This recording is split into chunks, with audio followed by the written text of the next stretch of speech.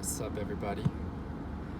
Alright, in this video I'm going to be talking about the afterburn effect, and whether or not it's a myth, and if it's backed up by science, and if it is true, then how you would do it, and who is it for, and basically my recommendations. I'm just talking facts, so if you don't like me, I don't give a fuck. First of all, the afterburn effect. What it is simply when you do a very high intensity of cardio or some sort of high intensity anaerobic exercise. So basically it's called high intensity interval training, or HIIT cardio. What happened is that not only do you burn calories during the the cardio session, but also when you're resting, your body is burning more fat, or basically using energy to recover. Now, scientifically, this is known as the EPOC, or that stands for post-exercise oxygen consumption. So, yes, it is a true thing. It's not a myth. It's backed up by science that this does happen. And basically what it is when you undergo a high intensity cardio, you kind of put yourself on an oxygen deficit.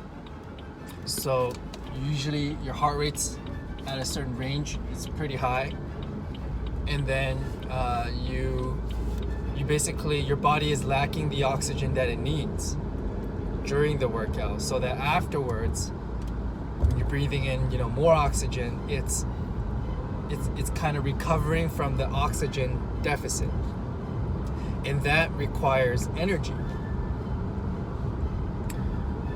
So this is what places like Orange Theory kind of base this up off of. Now,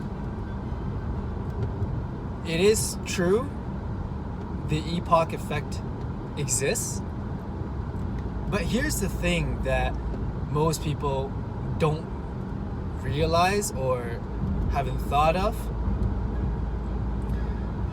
In terms of fat loss, is it practical? Because how many calories are we really talking about in terms of this EPOC? Is it like, does it double the calories you burn? Is it like 1,000 calories? Or is it like negligible? Okay. And science is clear that the EPOC effect is honestly not that much. Newsflash, EPOC effect does not burn that many calories. Specifically, up to 15% of how many calories you burn during the workout.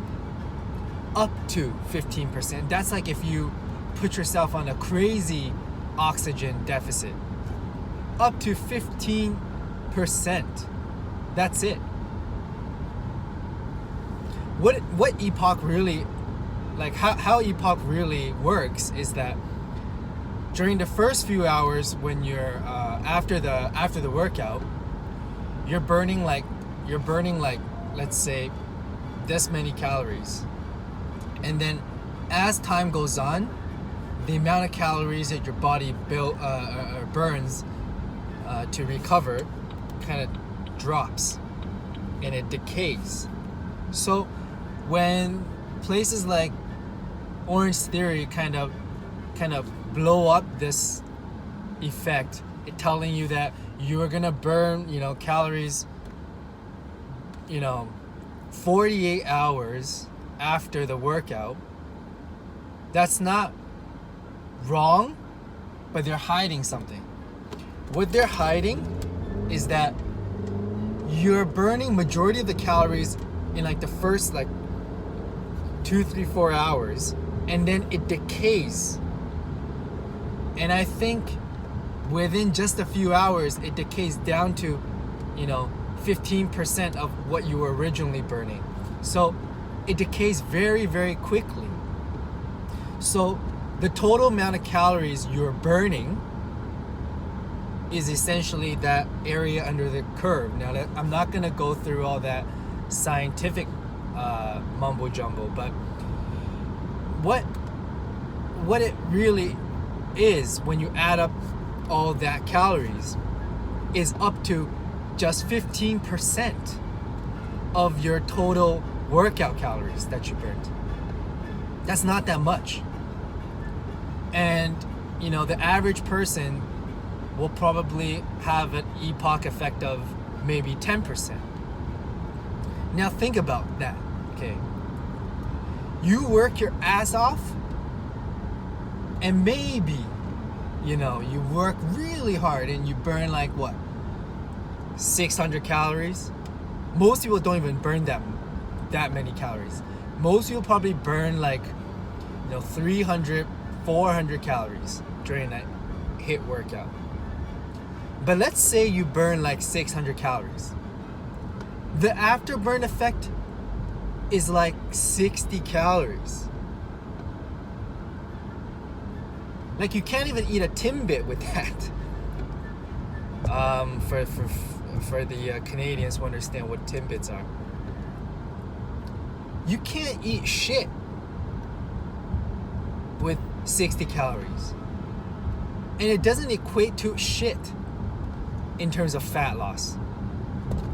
Do you understand that while the epoch effect exists, it's bullshit when you're relying on that, thinking that's the key to burning your fat off? Do you see the problem here? So if you are trying to tone your physique, lose fat, have muscle definition, then your main job should really be to make sure that you're on a calorie deficit overall in terms of your diet, okay? So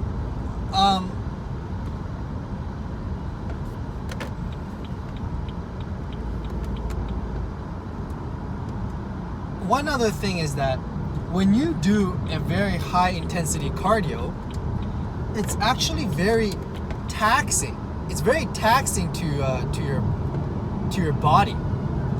So it takes 24 to 40 hours to recover. And during that time, your body is not a static environment, okay? It's not a static system. Your body is very dynamic. When that happens, when you do high intensity cardio, your body ramps up hunger. Okay. And you just get more hungry, and you end up eating, if you don't control your control your appetite, you end up eating more calories than you burn. And again, that epoch effect is 60 calories.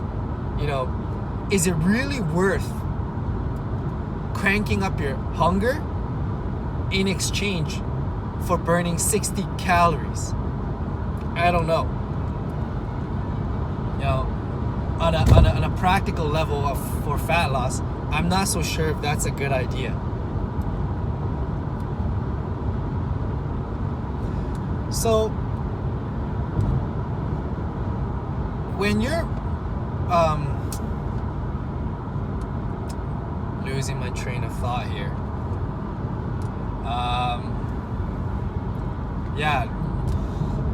If you're trying to lose fat and get that toned body, fat loss should come from your diet for the most part, and then your training, in my opinion, to build that look, the best way is to gain strength in your key lifts. That will create the biggest, fastest physique change. It's not really doing a bunch of, athletic style, cool looking exercises. Those may look cool, it may sound sexy, but it's not the most effective when you're trying to build that physique, okay? And in my previous posts and stories, I've mentioned that even people like Victoria's Secret models, they're not. You think they look skinny, but you're underestimating how much lean mass they have. If you actually not build any muscle and you're trying to just lose fat, you're not going to look like them. You're going to look unhealthy and you're going to look even worse. Okay. So in my recommendation, that if you're trying to go for that lean toned athletic look, it's actually doing weight training, which is resistance training, and then increasing your strength in your key lifts and stay in a calorie deficit in a enjoyable, adherable way. That is my recommendation on how to get to that physique. So I'm not bashing on HIIT cardio. I'm not bashing on, Orange Theory. I just think that their marketing trying to, blow up the epoch effect is a little bit, exaggerated.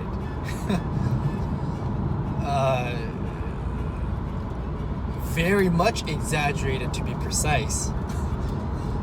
But it is a fun, cardiovascular exercise. It is a fun way for some people to do exercise, and I applaud that. That's fine. If you like exercises that, places like Orange Theory, F45 offers, that's great. You should be doing an exercise, a type of fitness that you enjoy, because lifestyle and adherence is the most important factor. But if you're goal oriented and you're trying to get to that physique in the most effective, efficient, and fastest way, then my recommendation is not HIIT cardio, but actually do weight training and build a well-proportioned physique. Alright, so the goal of this video is to share with you guys what HIIT cardio is for, and understand that freaking just car just like cut right in front of me. Understand what it's used for and whether or not it's fit for you. Because if you misunderstand the purpose and think that the purpose of HIIT cardio is to reap the benefits of epoch, then you're doing something wrong, because you're not gonna.